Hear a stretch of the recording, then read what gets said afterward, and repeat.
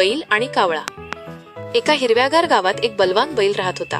तो शेतात दिवसभर खूप कष्ट करायचा. त्याच शेतात एक चतुर कावळा राहायचा.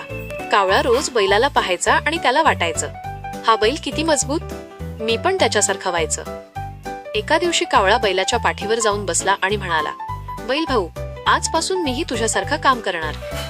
बैल हसला, अरे कावळ्या, तू हलका फुलका आहेस, तुला जोराची कामं नाही करता येणार.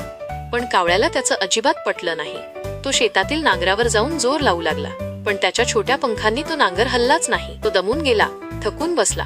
बैल त्याच्याकडे आला आणि म्हणाला, कावळ्या, प्रत्येकाची ताकद वेगळी असते. मी जमिनीवर काम करतो, पण तू आकाशात उडू शकतोस, जे मला नाही जमणार. कावळ्याला समजलं. तो हसला आणि म्हणाला, खरंच मी कावळा आहे, मी उडण्यातच भारी. तेव्हापासून दोघेही आपापली कामं मनापासून करू लागले. बैल जमिनीवर आणि कावळा आकाशात. बोधबाद शिकवण: प्रत्येकाची ताकद वेगळी असते. इतरांसारखे बनण्यापेक्षा स्वतःमध्ये जे चांगलं आहे ते ओळखणं महत्वाचं. गोष्ट आवडली? मग लाईक आणि सबस्क्राईब तर बनतच.